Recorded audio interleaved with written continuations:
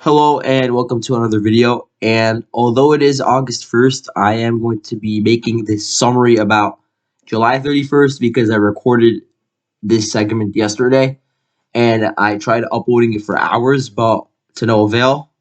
So I'm trying it again today because I don't want to miss out on all the stuff that happened yesterday. And I want to go over some changes to the map that I made over the past week while I've been updating everything. And then maybe later on today, I'll also make another video about August 1st, but that's just depends on time. So I want to get right into this and just explain all the events. And also, I apologize for the bad mic quality. I'll get it fixed for the next video. But yeah, first thing that occurred today is that Ukraine, they sent a Punisher drone to Sevastopol, into the headquarters of the Black Sea Fleet of the Russian Navy.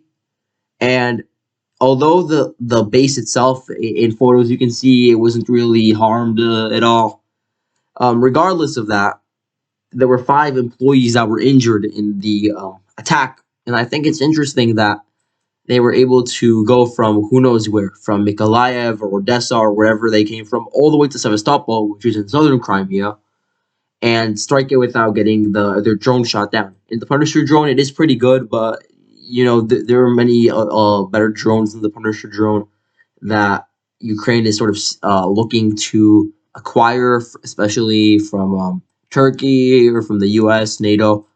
The main goal would be to eventually, using the long-range missiles, take out the Crimean Bridge. That's a major goal of the Ukrainians. I don't think it will happen, but if it did happen, it would be a major loss for Russia. And in response to the Sevastopol strike, we saw that the Russians, they conducted some heavy strikes on Mykolaiv.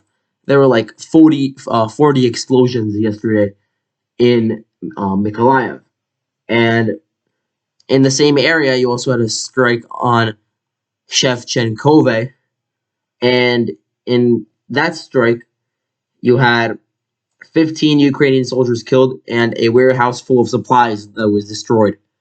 And in the same area, the 72nd Mechanized Brigade, their deployment post was also destroyed with Russian missiles. And in that strike, you had 50 killed, 2 howitzers, and 10 units of equipment were ruined in the strike on the 72nd Brigade. And all around this region of Mykolaiv and Kherson, this entire front, yesterday, Russian Ministry of Defense, they reported strikes on Potemkino, Belogorivka, Belaya, Krynitsa, and that destroyed, quote-unquote, 100 troops and 25 units of equipment. So those are the strikes, but in regards to the wider Kherson front, we also have some other news. So the Antonovsky Bridge, it's being repaired at the moment. There's a footage of this that came out yesterday, and it is going at a pretty fast pace, so we might see this bridge up and running very soon. And I expect that it will be a target of HIMARS again, but perhaps this time the Russian air defense system will be more well prepared to shoot them down. And yeah, that is good news for Russia if they're able to get this up and running, just because it causes a lot of logistical issues and bottlenecks if Russia is forced to transport all of their supplies just from one specific part of the Dnieper River. So yeah, they're obviously putting a lot of importance on this bridge, which is understandable. Now, in regards to the rest of the Kherson front, we have a lot of talk of fighting and potential crossings of the Inhulet River again, which is interesting because previously Ukraine tried to cross the river here at AVDIIVKA and Lazove, and I talked about it, and now it appears that they tried to do this again yesterday. So what happened was the 18th and 35th Separate Marine Infantry Brigades, they crossed the Inhulet River at these 2 villages, and they were pushed back by Russian tanks. And now the area is basically no man's land because the Russians, they set their defensive positions a bit to the south around here.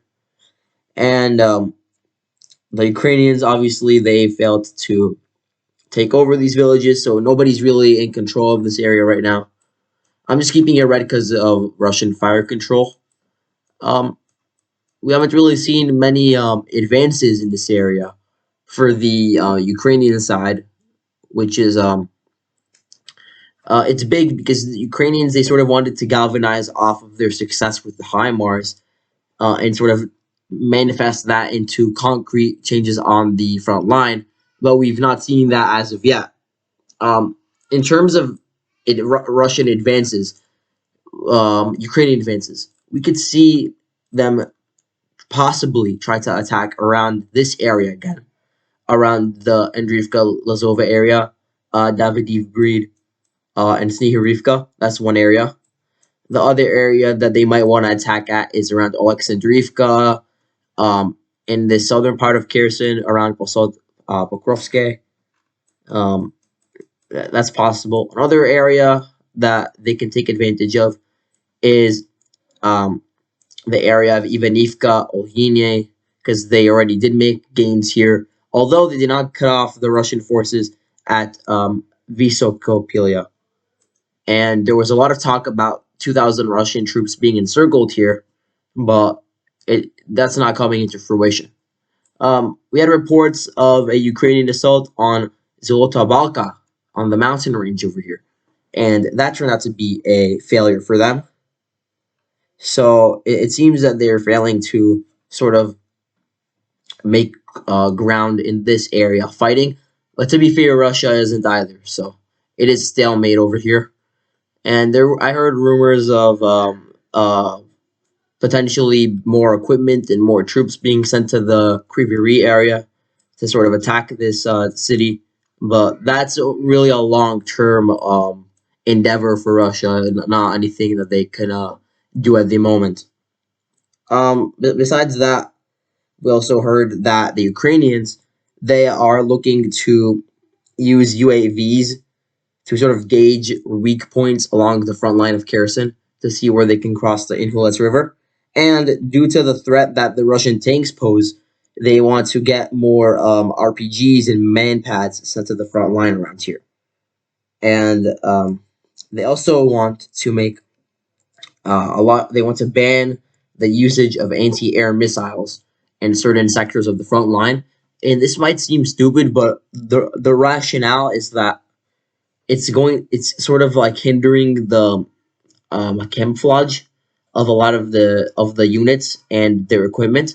So they're just gonna not use the anti-air systems, sort of as a way to prepare for the offensive that they want to carry out. Besides that, we don't have much from Kherson, but we do have some talk from Zaporizhia around here. So around here, we have the 65th Brigade of the Armed Forces of Ukraine being reinforced around the Zaporizhia region around here. And we also had the 3rd Battalion being moved to the front line by Ukraine. And there's a lot of resupplying of Ukrainian troops in this sector of the fighting. So Western anti-tank missiles, they're being supplied to villages such as Orikhiv, Huliaipilsky, Huliaipoli, Malinivka, Kamyanske, Zarichne, all these areas. You're seeing a lot of anti-tank missiles, a lot of M777 howitzers being sent, Caesar howitzers, self-propelled howitzers, Puma drones, all sort of NATO weaponry being sent. Another thing is that I did mark Pavlivka and Novopavlivka, and also Novoandriivka as under Russian control. That might be wrong. If I'm wrong, I'll change it back. I was just reading reports of the capture of these towns, which would sort of make sense because a few days ago Russia took Shirchibaki and Mali Shirchibaki.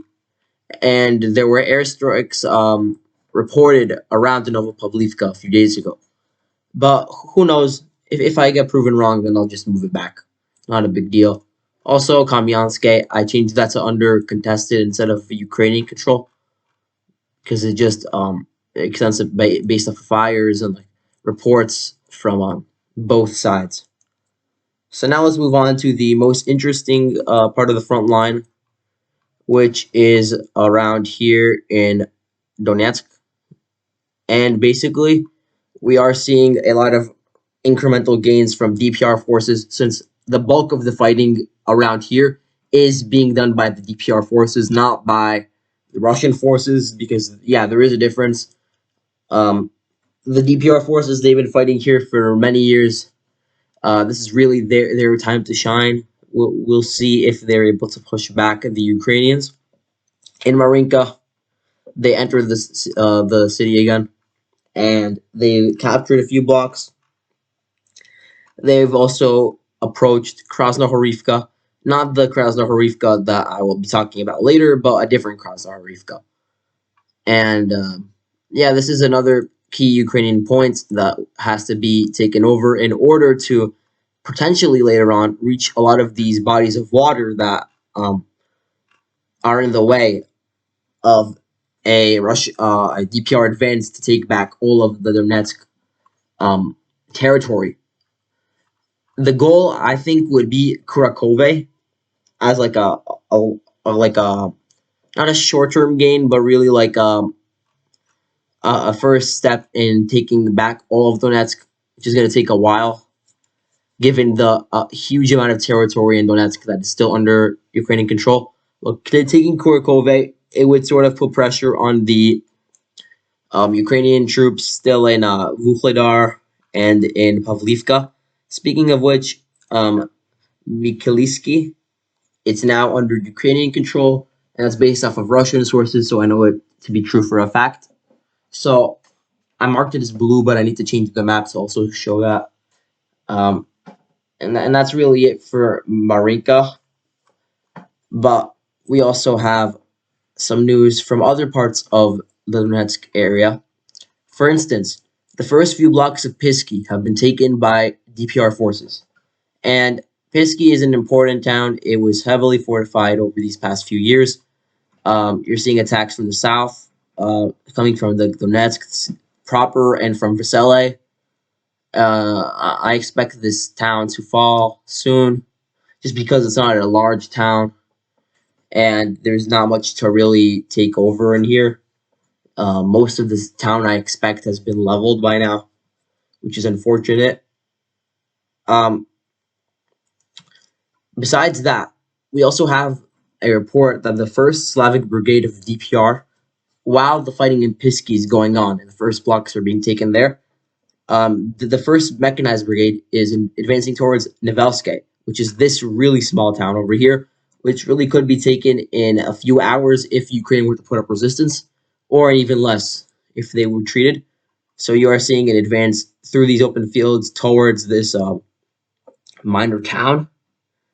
And since there are a lot of open fields over here, that could be used to the advantage of the DPR to reach bodies of water, and also to cut off an advance or a retreat of the Ukrainians from AVDIIVKA, which is a very important area of fighting at the moment.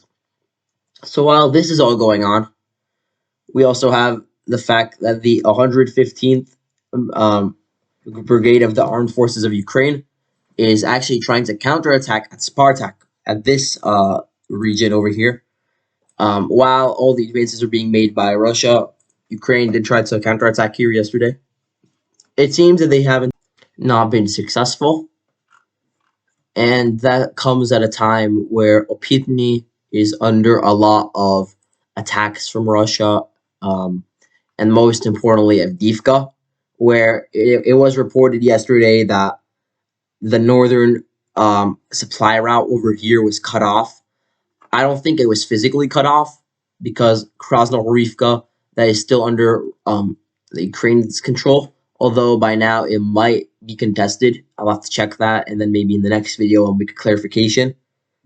So I think what they mean is that there was fire control over this road, which has been used to supply AVDIIVKA. Besides that, you've seen minor advances around the eastern outskirts of AVDIIVKA, a lot of shelling of AVDIIVKA, and then also an attack from the south, from Pitni, that area. Specifically around here, we've seen a lot of fighting. The Ukrainians, they were dislodged from their positions in a ventilation shaft, actually, which is in the Butovka mine, which is just south of AVDIIVKA.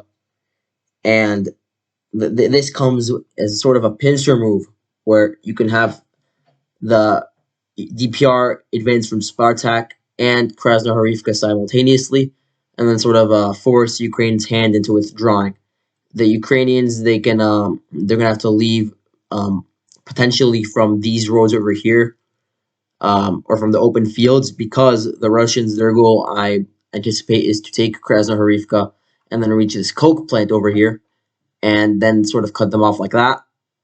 And if they do it fast enough, then yeah, you'd have another boiler. But I think my prediction, at least, is that we'll see a very similar situation to that of Severodonetsk or Lysychansk, wherein they put up some resistance, yeah, but then they ended up leaving before they can be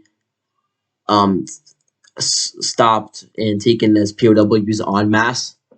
I expect the front line to stabilize around these other towns around here. And then, yeah, we'll see continued DPR advances, just to get some relief on Donetsk itself, since it's been heavily shelled recently, and a lot of mines are being sent to residential areas in the city, which is actually a big threat to children, especially if they pick it up, because a lot of these mines, they do look like children's toys, and it could potentially maim a lot of these civilians. So the DPR, they want to make sure that this doesn't reach them, and that they're fully safe. They have a buffer zone, and of course to take their self-proclaimed territory. Additionally, we've seen that there was fighting again at Novobakhmutivka. I made changes to the map to show that Russia made some minor advances around here, but nothing too big. Ukrainians, they're dispatching troops to the area of Toretsk and New York to prepare for the battles around here, which will occur soon. These two cities are very heavily fortified, and they are pretty large, especially Toretsk, but New York is on a high elevation, and it's a good position for Ukraine. They do not want to leave this area. They won't go down without a fight over there. And that's it for Donetsk, but Donbass, a lot of news here too. So Semihiria, that's under Russian control by now, and we are also seeing fighting in Travneve. The same thing happening in Kadema. Kadema, Ukraine is putting up resistance there, but who knows how long that will take. It will probably not take that long, because Kadema is a small town and Ukraine is already losing momentum, losing steam here, while Russia is gaining ground. So you are going to see these other towns, Dakha, Khartsove, fall under Russian control very soon. And then you might see sort of this advance around this road around here. And I talked about that already. I also talked about the fact that Vesela Dolina and Zaitsev have to be taken. And by now, these two towns, that they are an epicenter of fighting. Although I can't say for sure if the Russians have a position in these towns already. A lot of people talked about Bakhmut being only like 2 kilometers away, which is probably true.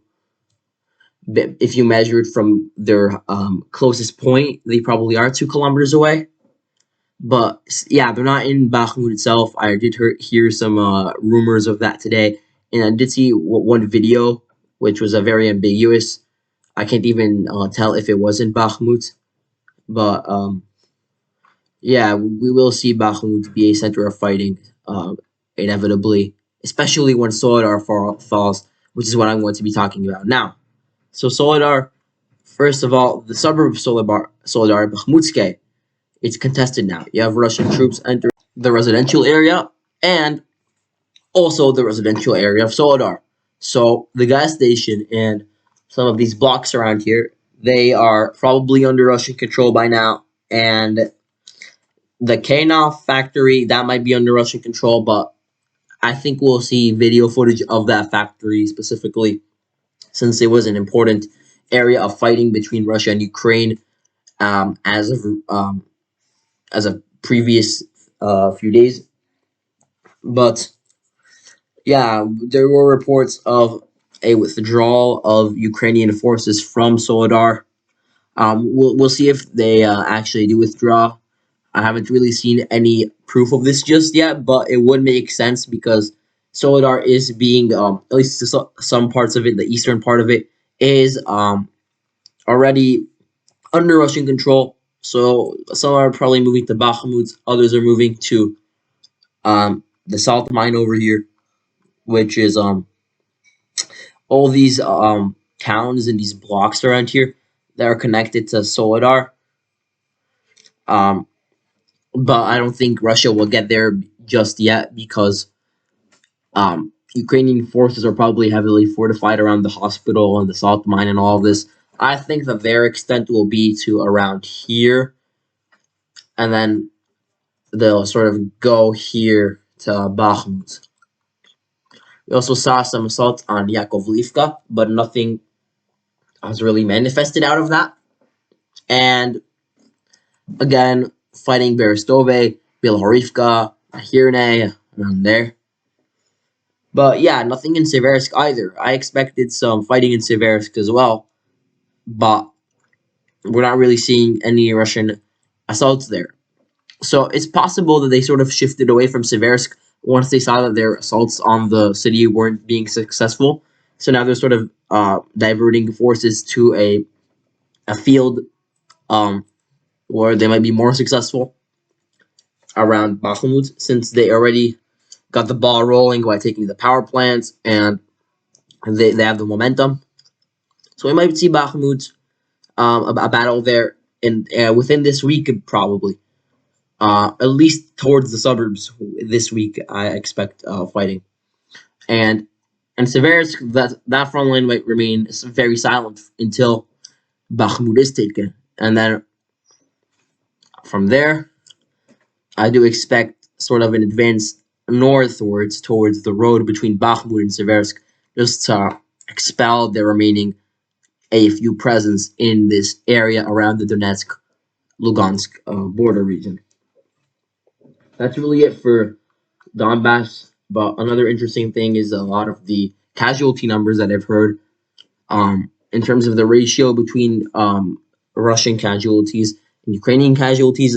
You have for every single Russian casualty, you have 15 to 25 Ukrainian casualties, which is really crazy. And it does go to show, first of all, the tenacity of the Ukrainians that are holding out over there, and also the sheer amount of death and destruction that the Ukrainians are suffering, which is not sustainable. It's not tenable, especially when your best forces are dying over there. It's not a good sign for Russia either that their progress is slow, but they can take solace in the fact that not many of their men are dying, so they can continue the operation for longer. And yeah, they do make incremental gains, but first you have to have a huge barrage of artillery fire and airstrikes and stuff like that. And only once the AFU position is completely cleared will the Russians enter the area, which is, I think, something they learned from the beginning of the operation when they were sort of going in this blitzkrieg mode where they were bypassing towns, which was a big mistake in my opinion. I think they should have consolidated their gains each and every single foot out. Every single square mile should have been passed through. It should have been firmly solidified as under Russian control. So that's something that they had to do after they got pushed out of Sumy and Chernihiv and Kiev. but they learned their lesson, and now they're doing that, which is why the advance is slower. And it does make the fighting go on for longer though, which is just bad for the Ukrainians, while the Russians suffer uh, less damage.